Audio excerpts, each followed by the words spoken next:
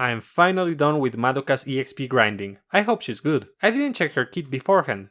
Overheal? What do you mean by that? What does this— Holy sh— Hello everyone, and welcome back to the channel. JC here with another video on Disgaea RPG. Today we'll talk about Overheal. The Overheal mechanic is tied to some healing skills in the game. When you use them, any excess healing turns into extra HP, in the form of a yellow bar. You can only overheal up to 50% of your HP. This mechanic is more effective at the start of a battle when you have few buffs, or when the enemy removes buffs. In most instances, the main appeal of these skills is not exactly the overheal effect, but the extra benefits they provide. So let's check what each unit brings to the table to see which fits your team the best. The first unit in the game able to use an overheal skill is Madoka. Unfortunately, she is designed to be a main attacker with supporter capabilities, so she isn't as good at helping the team as other overheal users. What she provides is a 16% buff to all main stats with her any 0, and a universal SP battery with her any 5. This activates whenever she is at full health, which is an easy condition to fulfill considering that she is an overheal user. Her overheal skill gives a 35% buff to attack and int to all allies, and a 10% crit rate buff to a single ally. She also has Mega Braveheart, but more often than not, you won't be using it, since critting with a slightly lower attack buff is better than not critting with a bigger attack buff. Madoka also has both Mega Armor Break and Mega Resist Break, which make her a staple for both physical and magical teams. Next we have Pure Sicily. Soon enough, she will receive a buff which will grant her the overheal effect. Unlike Madoka, Pure Sicily has always been considered a supporter, even though she has offensive capabilities, and with her buff, she will further improve her supporter role. She provides a passive buff to int, defense, and critical damage with her any 0. With her any 5, she gives 12 SP to staff and magical monster weapon wielders, and her any 7 increases the skill damage of staff and magical monster weapon wielding units by 16%. Pure Sicily's abilities are fit for her supporter role, and her overheal buff further solidifies this. She gives a 30% buff to all allies' main stats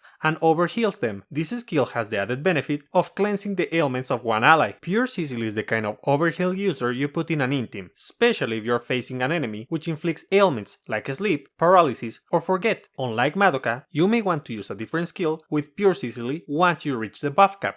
Ryubence is a debuffer with buffing abilities. She has a generic 16% buff to all main stats on her any 0, a 25% buff to all main stats and critical damage for one turn to the slowest unit when her turn ends on her any 1, a skill damage buff to all allies if they are over 50% of their health on her any 5, and an elemental damage boost which depends on the number of surviving allies on her any 7. Unlike previous units, all of her skills are very useful, but still, odds are you will be spamming her overheal in most situations, since it gives an SP regen as well as a crit damage and crit rate buff. But I'm sure you'll also use her cheap single targeted skill from time to time, as it decreases the enemy's defense and resistance while cancelling their buffs, and it also inflicts forget. Ryubence is best suited for boss fights where the enemy buffs themselves, so try to get her once she arrives. In the 2-year anniversary, we'll probably get HGC Asagi. She's a supporter with an overheal skill, but that's more of a cherry on top than its main appeal. Once again, as a dedicated supporter, all of her abilities are worth considering. With her any 0, she gives a 22% boost to skill damage if you have 3 or more allies with magical monster weapon, sword, gun, or staff forte. Her any 1 gives all allies a 20% crit damage buff for 2 turns when a party member uses a star element technique. Her any 5 is a universal 10 SP battery if there are 3 or more allies alive. Last is her any 7, which increases the effectiveness of attack, int, and critical damage buffs by 20%. Her overheal effect is tied to a medium cost AoE attack, which also gives a small attack and int buff and removes ailments from one ally. This skill gives her versatility, but most likely you won't be spamming this. Her other AoE attack gives a 30% buff to all stats and increases the critical damage of one ally for 2 turns. And her most notable skill is her medium cost single target attack, which gives a 35 crit damage buff and a 10% crit rate buff both for 2 turns, as well as a 15 SP regen. She is probably one of the most versatile overheal users in the game, as she works well for both attackers which buff themselves with main stat buffs or crit buffs. Bright Sapphire is another overheal user which focuses on a specific element. She has one of the strongest abilities in the game, which is why her other abilities are balanced so that she isn't too broken. First, her any 0 gives all allies 25% more HP and 5% more speed. Her any 1 gives a 12% skill damage buff for 2 turns whenever a unit uses a wind technique. Her any 5 gives a 40% buff to attack, int, and crit damage to all allies at the start of battle, and her any 7 gives 12 SP to all allies if she's at full health. Her Overheal effect is tied to a medium cost single target attack, which also gives a 45% attack and int buff to the whole party, and a 25% crit damage buff to one ally. She also has good debuffs in her medium cost AoE attack, and she even has Mega Esport, which cleanses the party's ailments. In a wind element team, Bright Seraphine is an absolute monster. I don't like buffs at the start of battle, since they only give a little bit of momentum, but in her case, a 40% buff to both attacking stats and critical damage is well worth it. You can alternate between her Overheal skill and her debuffs, but do it when you have enough defensive buffs, since you don't want to lose her SP battery. Last we have the newest badass supporter, Super Pure Flonne. First of all, her any 0 gives a 14% buff to all main stats, and a 5% buff to crit rate. Her any 1 increases her elemental damage by 50% when she's wielding a staff, and she also gives a 20% boost to your allies' elemental damage if they are wielding a staff. Her any 5 increases the effectiveness of attack, int, and critical damage buffs by 20%, as well as the effectiveness of defense and resist debuffs by 15%. Last, her any 7 gives a 40% attack and int buff for 1 turn and 15 SP to the slowest unit when her turn ends. She's another unit which has good utility on all of her skills, and of course, you'll probably spam one of them, but in most situations, you may want to use them in succession or combo them with another supporter's skills. Her Overheal is tied to her medium cost AoE attack. This gives 100 action gauge to the party, a 30% attack, int, and critical damage buff, and a 10% critical rate buff for one ally for 2 turns. Her S rank single target attack cancels the enemy's defensive buffs, reduces their main stats by 45%, inflicts paralysis, and gives all allies 5% crit rate for 1 turn. Last is her other AoE attack, which inflicts a 30% defense and resistance debuff, along with Forget/Sleep, and gives the party a 5% critical rate buff. She is a combination of Madoka and Ryubence on steroids. She debuffs defenses while clearing enemies' buffs, and deals a huge amount of damage. She overheals while buffing all aspects of crit. She provides SP for your main attacker, she has action gauge manipulation, works very well as a sub-attacker or as a damaging supporter. She is the whole package. And that's about it. This new mechanic isn't as game breaking as some may think. It's more about the extra effects that the supporters offer along with it. If you know any good units that pair well with these supporters, please let me know in the comments. If you like the video, share, like, subscribe. See you next time. Bye!